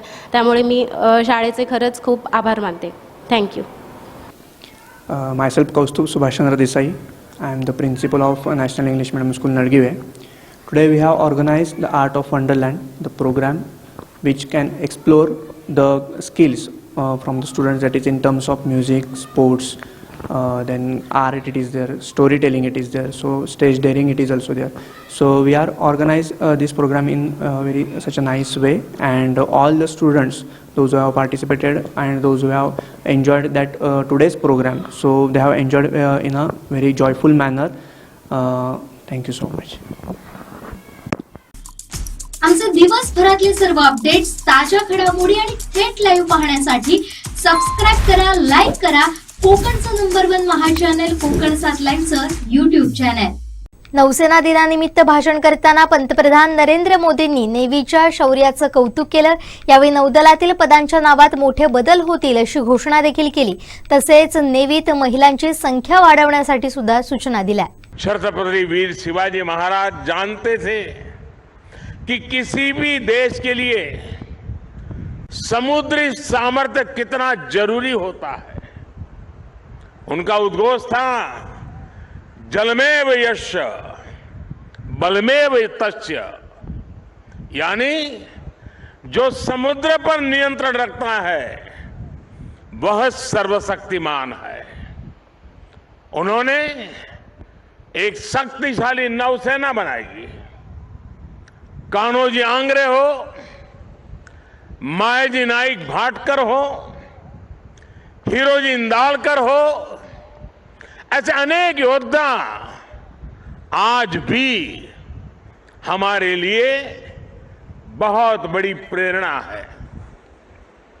मैं आज नौसेना दिवस पर देश के ऐसे पराक्रमी योद्धाओं को भी नमन करता हूं। साथियों, छत्रपति वीर शिवाजी महाराज से प्रेरणा लेते हुए आज भारत गुलामी की मानसिकता को पीछे छोड़कर आगे बढ़ रहा है।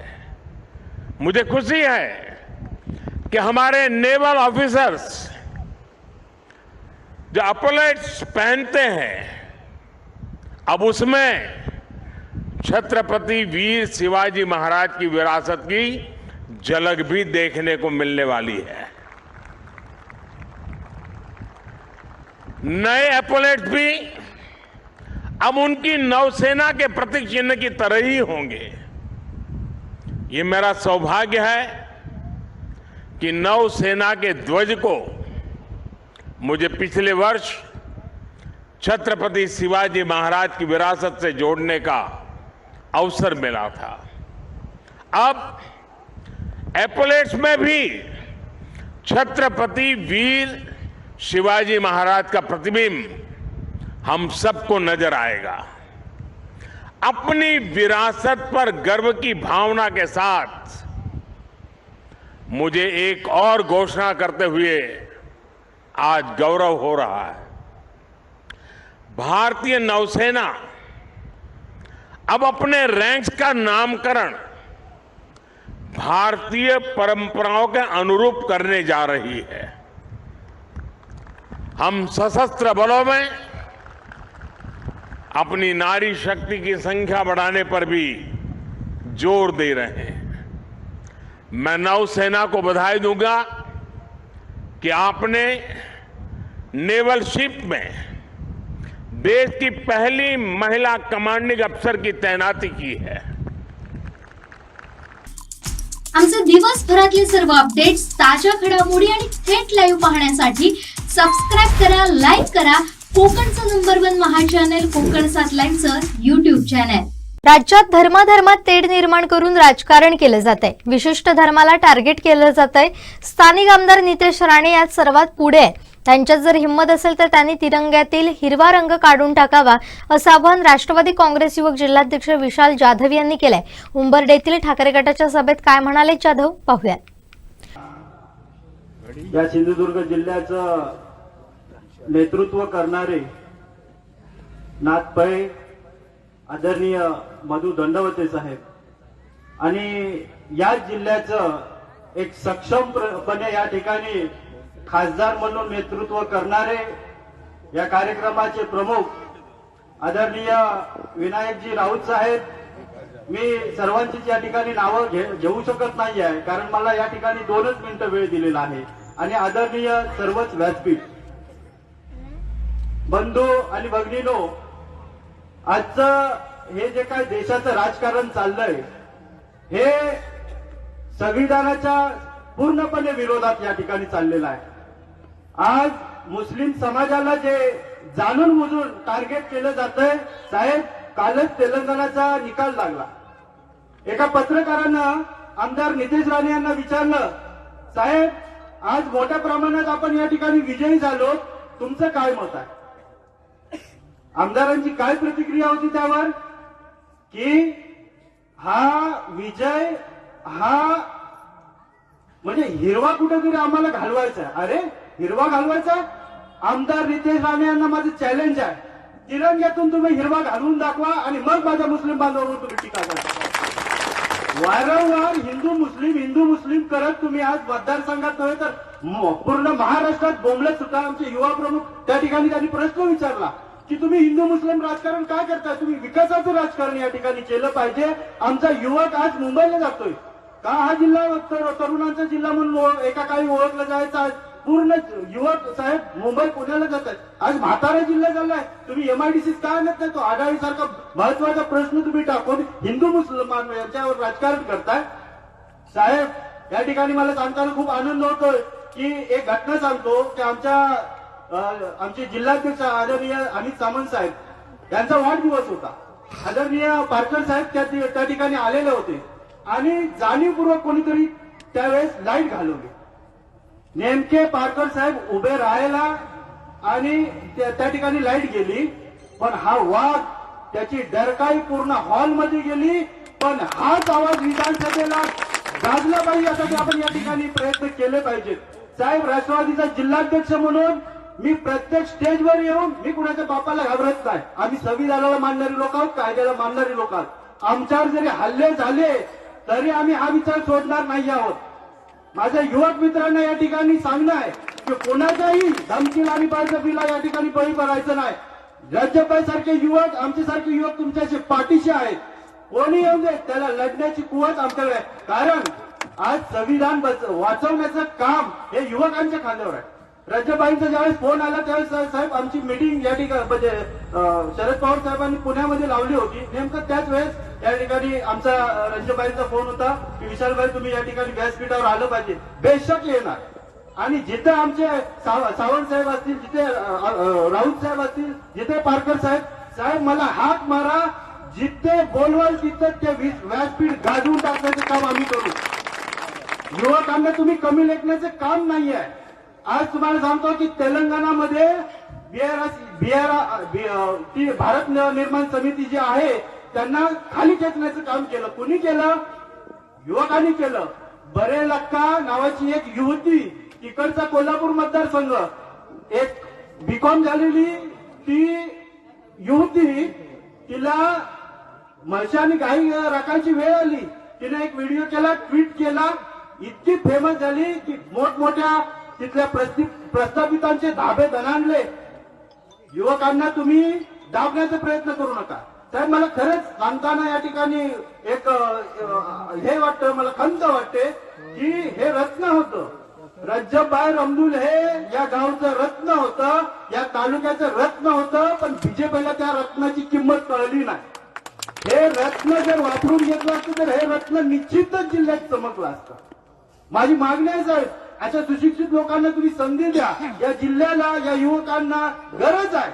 आज या रज्जबभाईंसारखं नेतृत्व जर युवकांच्या पाठीशी सक्षमपणे उभं राहिलं तर हा युवक मागे राहणार. इथल्या युवकांचा रोजगाराचा प्रश्न असेल, इथल्या युवकांना जो काय आत्मसन्मानाचा प्रश्न असेल, आम्हाला युवक म्हणून आम्हाला पण दाबलं जातं या ठिकाणी.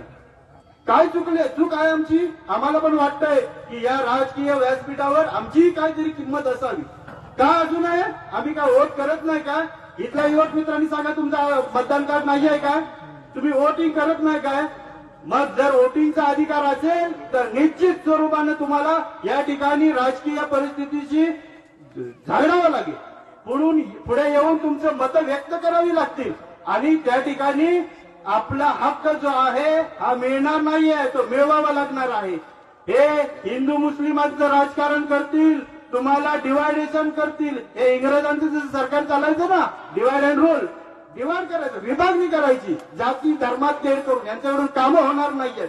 यांनी रोजगाराचा कधी मुद्दा उपस्थित केला नाहीये. यांनी कधी युवकांच्या सक्षमीकरणासाठी कधी मुद्दे घेतलेले नाहीयेत. तर अशा या शक्तींना आपण गाडल्याशिवाय युवकांनी त्या ठिकाणी गप्प बसायचं नाही, असं मला या ठिकाणी युवकांना आवाहन करायचं. आणि आदरणीय राऊत साहेब असतील, आदरणीय सावंत साहेब असतील आणि आदरणीय आमचे पारकर साहेब असतील, यांना देखील या ठिकाणी त्यांची मतं व्यक्त करायची आहेत. त्यामुळे मी थोडक्यातच या ठिकाणी मी माझं जे काय मनोगत आहे ते या ठिकाणी थांबवतोय. आणि रज्जबभाई, शिवसेना असेल, राष्ट्रवादी असेल किंवा काँग्रेस असेल, हा आता एक परिवार महाविकास आघाडी म्हणून झाले. ज्या ज्या ठिकाणी आंदोलनं असतील, ज्या ज्या ठिकाणी हक्क मागण्याची वेळ येईल त्या ठिकाणी आम्ही तुमच्या सोबत आहोत. तुम्ही जो काही निर्णय घेतलाय त्याच्या मागे आम्ही खंबीर पाठीशी आहोत. आमची जी काही जनता आहे ती तुमच्या मागे सक्षमपणे उभे करून आम्ही या ठिकाणी तुमचे हात बळकट करण्यासाठी येत्या काळात प्रयत्न करणार आहोत. आदरणीय सर्वांचं या ठिकाणी मी आता काय नाव घेत नाहीये, पण सर्वांनी जी काय मला संधी दिली ती अशीच संधी अनेक व्यासपीठांवर आम्हाला युवकांना मिळेल.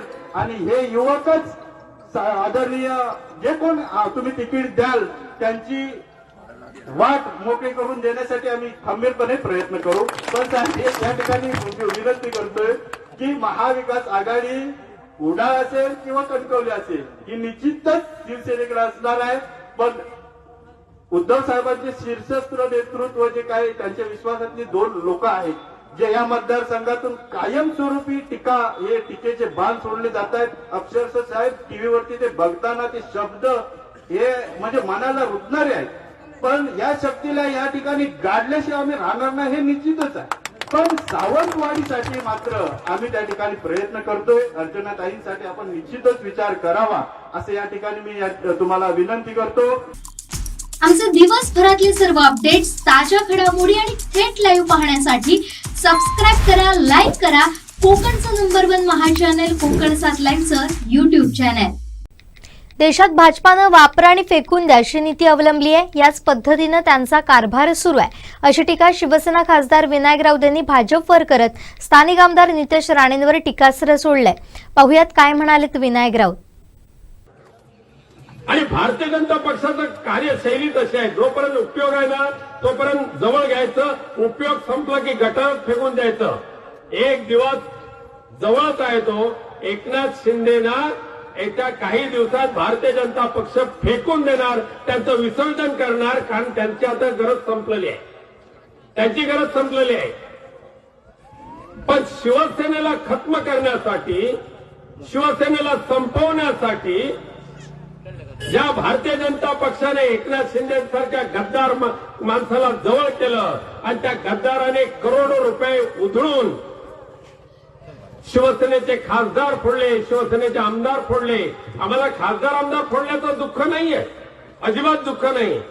अरे पण ज्या शिवसेनेने मुंबई वाचवली, ज्या शिवसेनेने राज्यभाई तुम्ही सांगितल्याप्रमाणे महाराष्ट्र वाचवला, त्या शिवसेनेला संपवण्याचं कपट कारस्थान, घाणेरडे विचार त्या गद्दार लोकांच्या डोक्यामध्ये भिनवण्याचं काम ज्या भाजपाने केलेलं आहे, हा कृतज्ञपणा या आपल्या पृथ्वी तलावर फक्त आणि फक्त भारत देशामध्ये नांदतोय. हा कृतज्ञपणा आपल्याला गाडून टाकावा लागेल आणि माणुसकीच्या वृत्तीने, परोपकारी वृत्तीने काम करणारं उद्धवजी ठाकरेंचं नेतृत्व आपल्याला स्वीकारावंच लागेल. कारण आज गरज आहे ती माणुसकीला आधार देण्याची.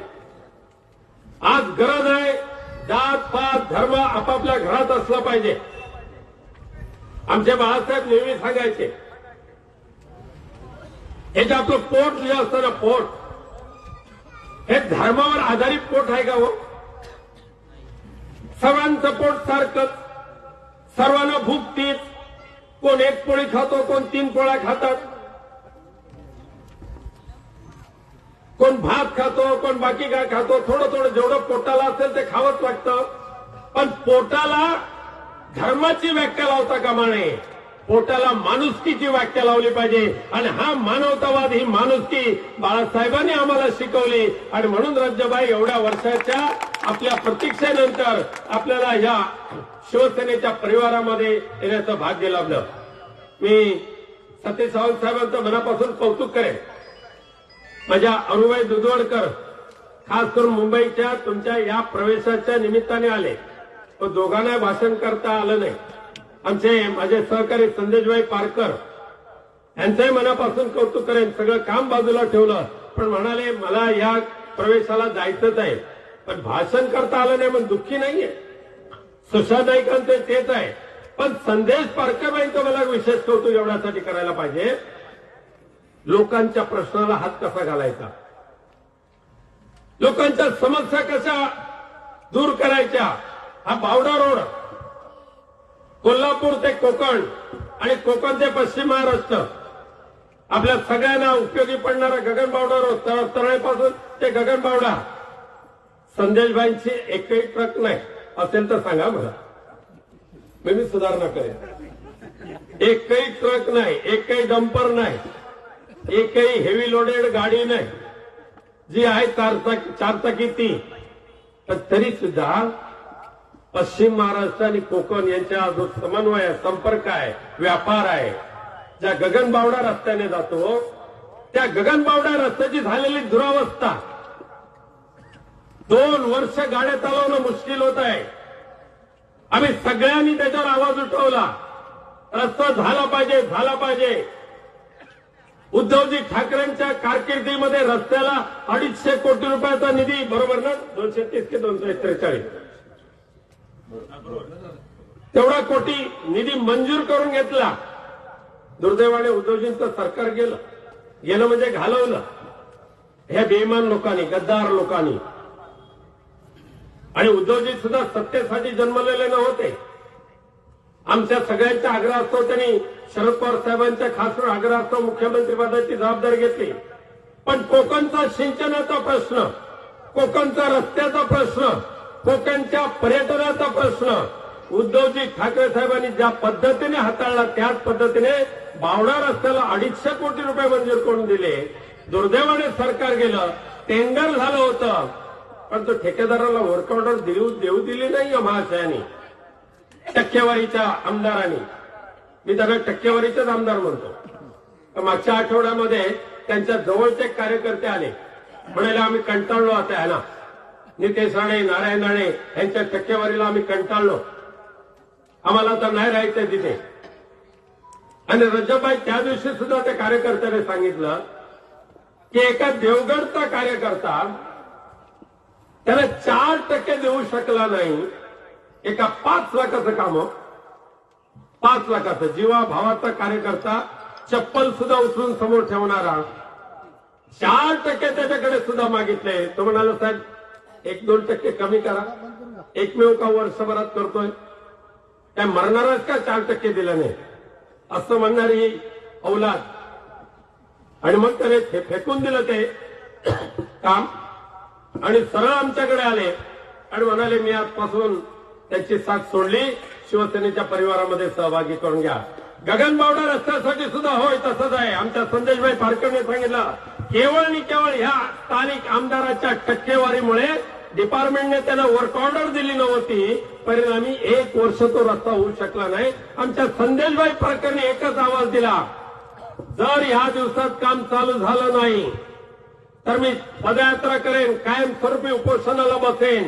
आणि संदेशभाई पारकरांच्या नेतृत्वाखाली आम्ही बावडा म्हणजे करूळ ते नादवडे इथपर्यंतची पदयात्रा केली. हजारोच्या संख्येने ग्रामस्थ आले आणि त्याच दिवशी त्या ठेकेदाराला अधिकाऱ्यांनी काम करायला भाग पाडलं. असे आमचे संदेशभाई पारकर जनतेच्या प्रश्नावर उभे राहणारे. आज सतीश सावंत साहेबांनी सुद्धा शेतकऱ्यांनी बागायतदारांच्या विम्याचा प्रश्न हाती घेतला. 84 कोटी रुपये ह्या जिल्ह्यामध्ये केवळ निकाल सतीश सावंत साहेबांच्या प्रयत्नाने बागायतदारांना निर्माण झालेले आहेत. आज विशाल तुमच्या सारख्या कार्यकर्त्यांची गरज आहे आपल्याला. शिवसेना पक्षात तुम्ही असं नाही म्हणणार नाही, आघाडी पक्षामध्ये राहून आपल्याला काम करूया. आज रज्जबाई तुमच्यासारख्या विचारवंत कार्यकर्त्यांची गरज आहे. तुम्ही सुद्धा महिलांचं खरंच मला कौतुक करायला पाहिजे. पुरुषांच्या बरोबर तेवढ्या ताकदीने उभं राहून तुम्ही एक शैक्षणिक संस्था चालवताय आणि ती चालवत असताना आपल्या समाजातल्या प्रत्येक मुलीला सुशिक्षितच नव्हे तर पदवीपर्यंत कसं नेऊन सोडायचं हे एक व्रत तुम्ही हातात घेतलेलं आहे. तुम्हाला खरंच ताईनो मनापासून तुम्हाला तुमच्या मनापासून अभिनंदन करायला पाहिजे.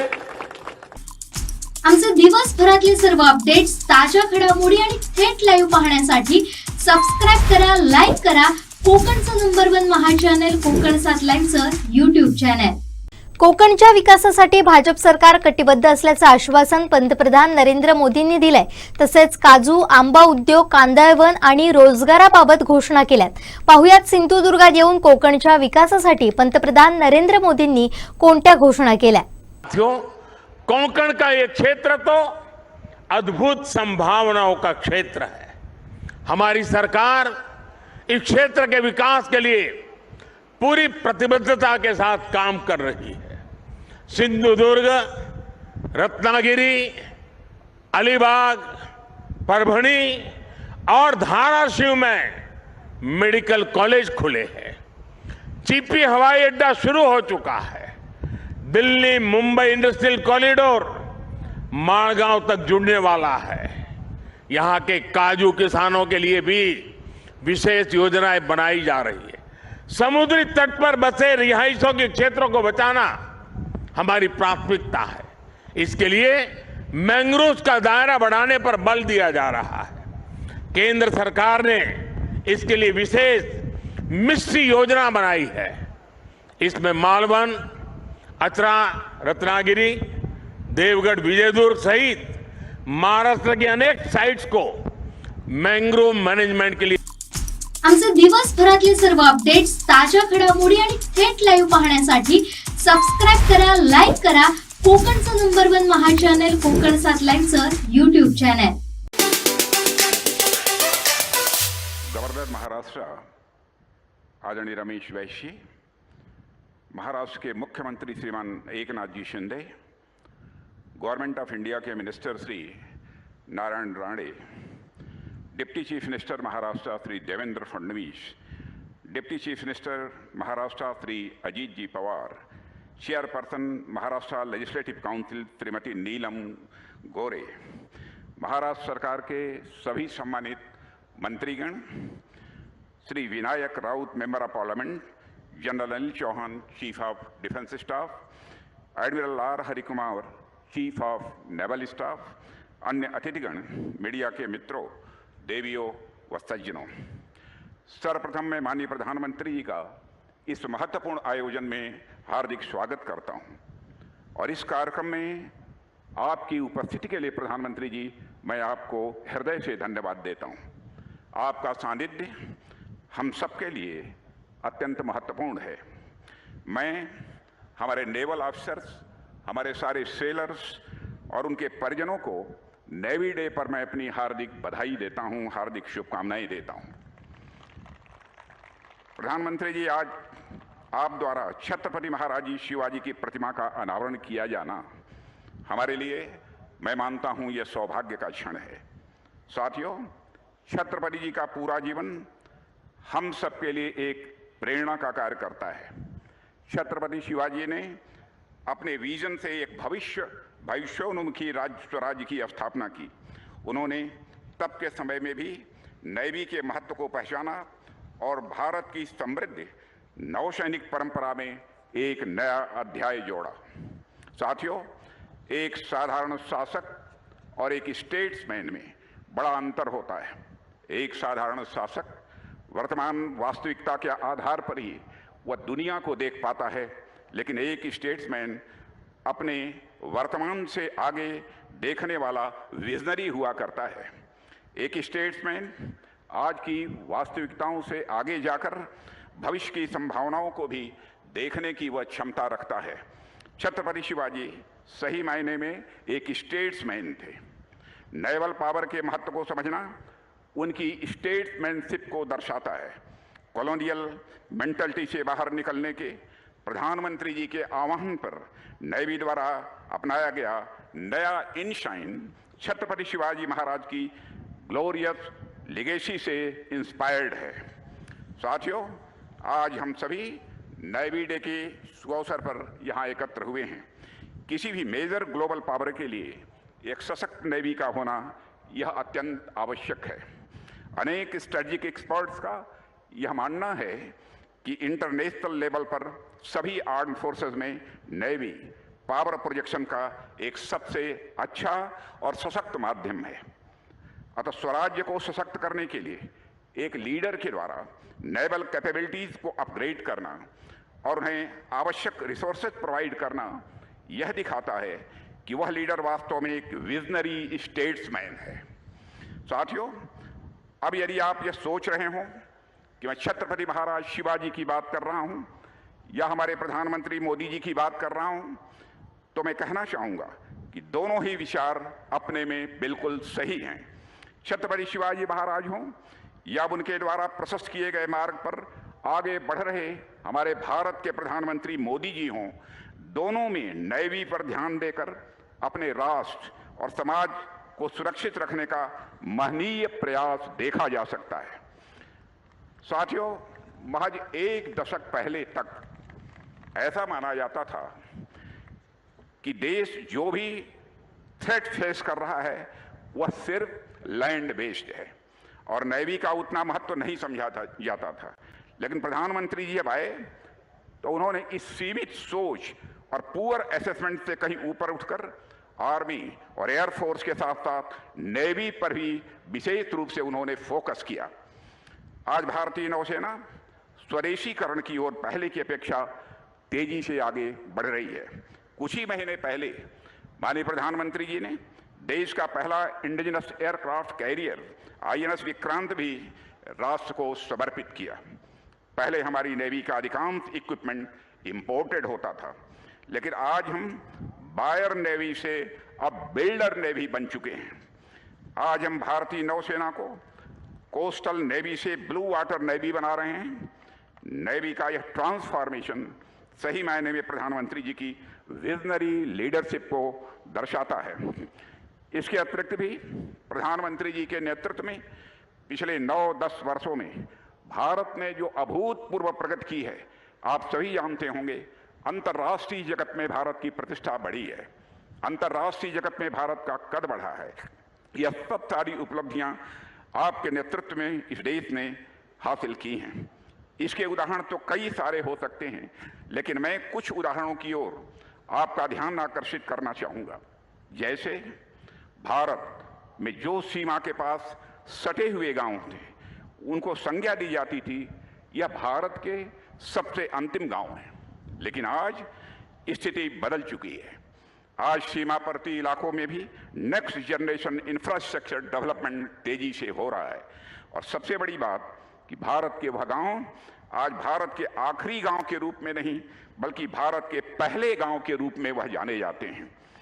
साथियों, इसी प्रकार पास्ट में लंबे समय तक महिलाओं को सुरक्षित कैसे रखा जाए, मात्र इस पर विचार किया जाता रहा है, पर आज महिलाएं देश को कैसे सुरक्षित रख सकती हैं, इस पर विचार किया जा रहा है और कदम आगे बढ़ाए जा रहे हैं।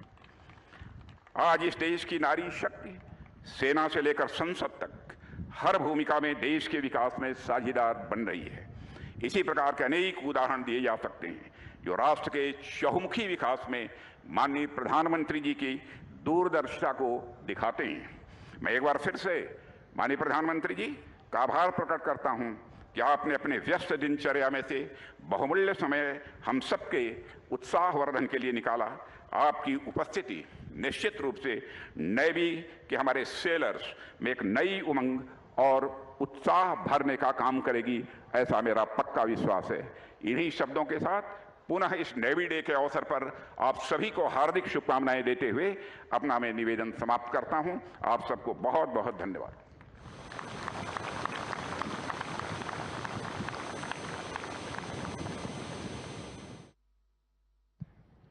देवियों और सज्जनों, मैं अब निवेदन करता हूं महाराष्ट्र के माननीय मुख्यमंत्री श्री एकनाथ शिंदे जी से। श्रीमान कृपया सभा को संबोधित करें। Ladies and gentlemen, please welcome Shri Eknath Shinde, the Honorable Chief Minister of Maharashtra.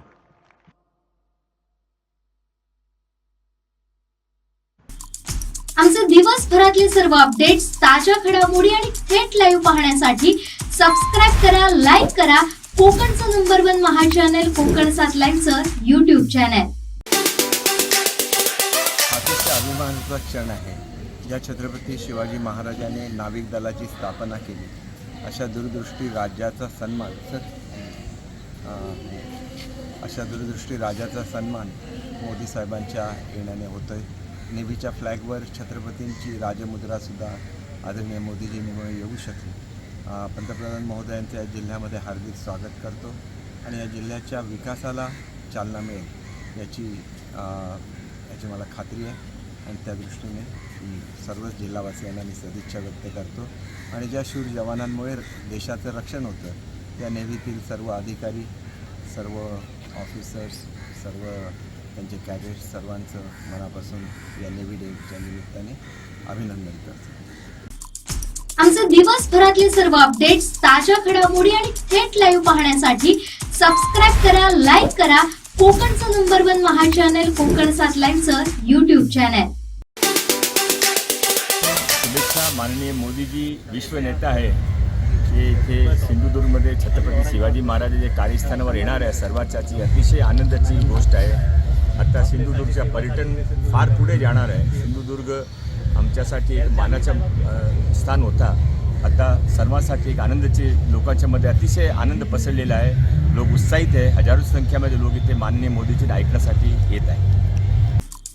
आमचे दिवसभरातले सर्व अपडेट्स, ताज्या घडामोडी आणि थेट लाईव्ह पाहण्यासाठी सबस्क्राईब करा, लाईक करा कोकणचं नंबर 1 महा चॅनल कोकण 7 लाईव्हचं YouTube चॅनल.